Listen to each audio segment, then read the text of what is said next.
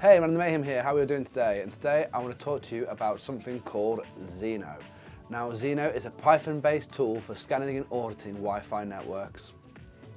So, to start off with, we're going to head straight to the GitHub page and find out what it's all about. So, according to Discord, it is a Python-based tool for scanning and auditing and performing penetration tests on a Wi-Fi network connected devices. As you can see here, this is the GitHub page. It is by ia-usgs/Xeno. We've got the README down here. So it's a Python-based tool for scanning and auditing and performing penetration tests on Wi-Fi networks and connected devices. This project automates network scanning, reconnaissance, and security testing using custom scripts and external tools. The purpose of this tool is to teach you what weaknesses are within your own network and for you to harden that network in order to better and protect it. So we've also here got a link to Reddit and a link to YouTube. There's also a buy me coffee, so if you want to buy Irvin some coffee, you can do here. Here are the actual features here. So we've got the network scanning and connection management, we've got the network scanning enumeration, we've got automatic reconnaissance, we've got exploit testing, file harvesting, HTML and JSON logging as well as dynamic e-paper display unit updates. Got a list of parts here. This runs on anything from a Raspberry Pi 0 to a Raspberry Pi 5. Works really nicely on the Raspberry Pi 0 1. I've also tried it on the 0W2. I've not tested it on the Raspberry Pi 5 yet, but it will give you more capabilities to actually troubleshoot and to develop the project itself. You can add other Wi-Fi adapters like alphas if you want to, but they don't need to. And you can add a power supply as well if you want to as well. That's not a necessity, but does work really well if you do have a wave share screen, as you do get these nice little animations of the screen showing you exactly what is happening. Here you can see this is where we're going to install the actual project, and then it just goes through the step-by-step there, which I will do separately. I will say one key thing to kind of look at is this particular bit here of the directory structure. If you learn this and get it stuck in your head, it will make your life a lot easier in the long term. It just basically shows you exactly where everything is and where to find things. So when you're navigating through the file system, you know exactly where you're meant to be looking and what you're looking for. So to be able to actually create our image we need for our Xeno board, what we'll do is open Raspberry Pi Imager. We're going to choose our device, and the device that we're using for this is going to be a Raspberry Pi 0. The operating system is going to go for the 32-bit, and then storage, we're going to pick our drive. Now make sure you select the right drive so you don't accidentally wipe it. Next up, we're going to go into our settings and edit these. We're going to call the device Xeno, and then the actual username, we are going to follow the documentation and use the username Pi, set our password, and then we're going to configure our wireless settings and make sure that we also set our local settings as well. To make sure we can get back on this device as well later, we're going to go into our services and make sure we set up SSH using password authentication. Once we've done all that, all we need to do is actually click yes, and yes again to actually wipe this card and put on the new operating system. So I'll just leave this up in the background now running, and I'll fast forward it and I'll see you on the other side.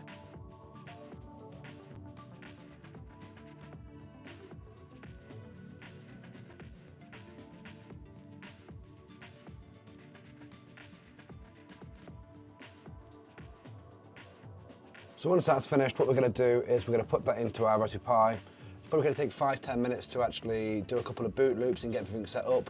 Once that's happened though, it should then automatically connect to your home router and Wi-Fi. To be able to actually find it and get the IP address so we can SSH in, what we're going to do is use a tool called Advanced IP Scan. We're going to make sure that our IP range matches what we have on our home network, and we're then going to actually click the button Scan. If you don't know what your IP address is, you can actually come to the command prompt by pushing the Windows key and CMD and type in ipconfig. And this should then tell you what your local IP address range is going to be. So here I can see my default gateway is 192.168.1.1. This means that I'll be scanning within that range.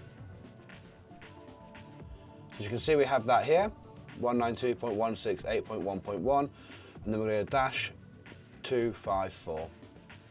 So when I click this button here, we should actually get a big scan, go through all of my network devices and hopefully bring up the IP address, and the one we're looking for should be called Xeno.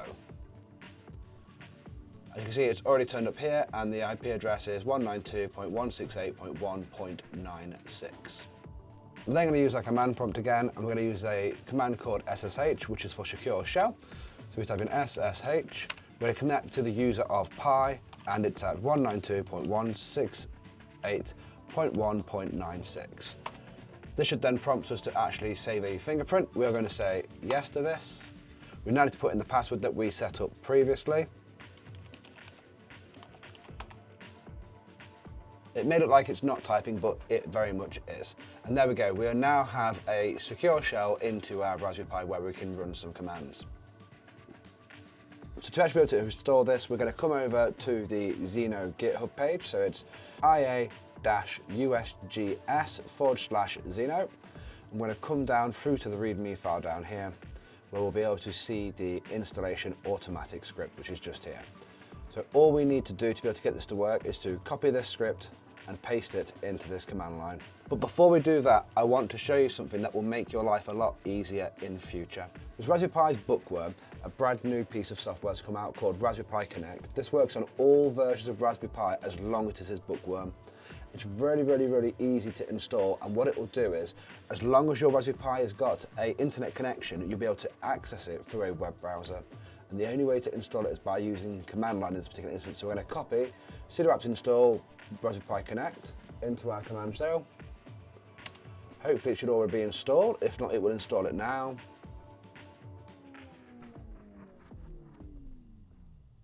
So that's Raspberry Pi Connect installing as we speak. We're then going to make sure Raspberry Pi Connect is actually on. Raspberry Pi Connect is now started, and then we are going to connect to sign in. So Raspberry Pi Connect, sign in, and this should give us a URL to go to finish off the actual setup of the Raspberry Pi. So what I have to do here is click this link and log in here, and my device has now actually been added to my list of devices. So if I click view all devices, you should be able to see that I've got a new connection down here. And from here, I'll be able to actually click a drop-down box and be able to remote shell into my Xeno without having to use SSH and anywhere in the world where I have a network connection.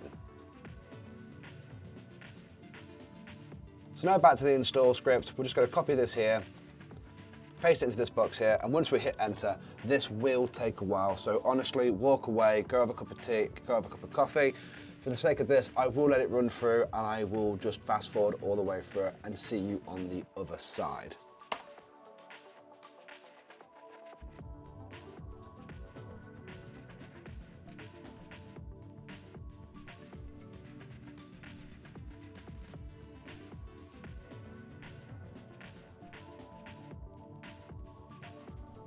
Right, so that took about just over an hour. Hopefully it gets a bit faster for you. At this point, you are actually allowed to name your pet. So if you don't name it, the default will be Xeno, but because of the actual dev, I'm going to name it after them and call it Irvin. Once you've done that, you're then actually ready to start using the device itself. So now I've got this whole thing up and running, we need to kind of set up a test environment, because of course we are doing this ethically, so we're only doing it on our own equipment. So what I've got here is a Raspberry Pi 5 that is sat doing nothing on my side, and I have my Xeno all plugged in as well. I'm using Pi Connect to demonstrate how easy it is to kind of set up one of these home lab environments kind of at home and kind of remote into all your devices very easily. So we're going to set up our own little test network here. We're going to call it test, and password is test. Just make sure we spell all that right. Superb, and create. So we've now got our hotspot that we are going to attack.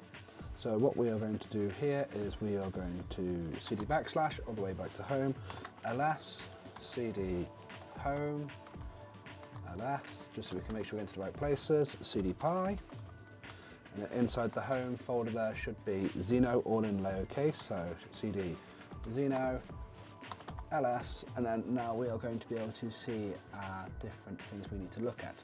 So we need to go into our config, so cd config, and we need to nano our Wi-Fi credentials JSON. So nano Wi-Fi, and this is where we're going to be actually putting in our SSID that we want to attack and our password. So we know that our SSID is called test, we know that our password is test. I'm going to Control X that, Y for yes, enter to save it as it was, and we have now officially created our attack vector. So we are going to kind of focus on working on that Wi-Fi. And every time we want to kind of change what Wi-Fi we're attacking, we need to make sure we know the SSID and know the password, and then we can actually put it into that JSON and make sure that it will attack that network and that network alone. So now, to make sure everything is running properly, we're going to do in a sudo system control stop xeno.service. So I'm just going to crack that into here now, and that will stop Xeno from actually running. And to make sure then everything runs nicely, we are going to cd ... back to Xeno, where we should be able to see our main.py. So now we're going to run our Python command, and our little Xeno should wake up and connect to the network and start its attacks.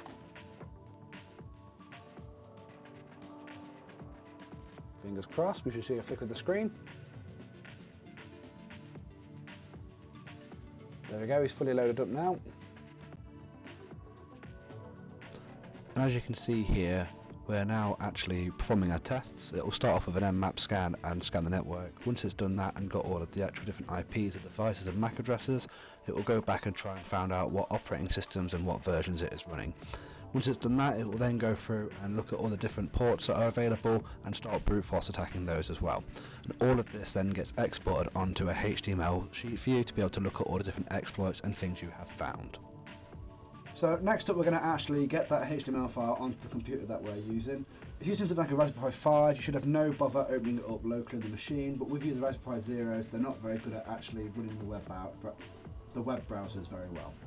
So what I'm going to do is use simple file transfer protocol to actually pull that file off there and put it onto my desktop PC that I'm set at now. To do that, I'm going to use a piece of software called WinSCP. Fantastic bit of software. Let's put the host name in, username and password, and then literally browse through the files on the GUI in front of you and copy and paste the file to where you want it to be. So we're going to do that now. So the host name is going to be Xeno, the username is Pi, and the password is whatever you set your password to. Fingers crossed this all goes through. Apparently I've typed my password wrong.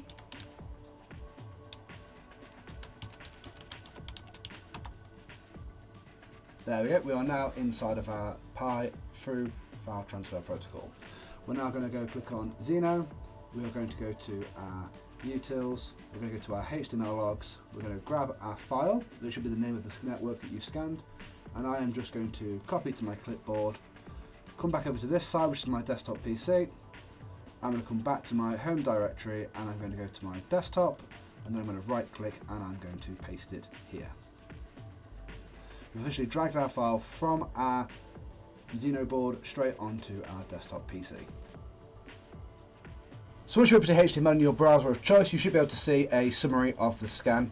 It'll have the time and date on there, show the IP addresses, MAC addresses and the vendors. It'll also then show you where the vulnerabilities are. So as you can see by this bit, I've got OpenSSH open, I have got RCP bind open, and I've got HTTP open for my Proxmox, all in the same network. If you come a bit further down as well, we can see that there are some other devices that are open ports as well.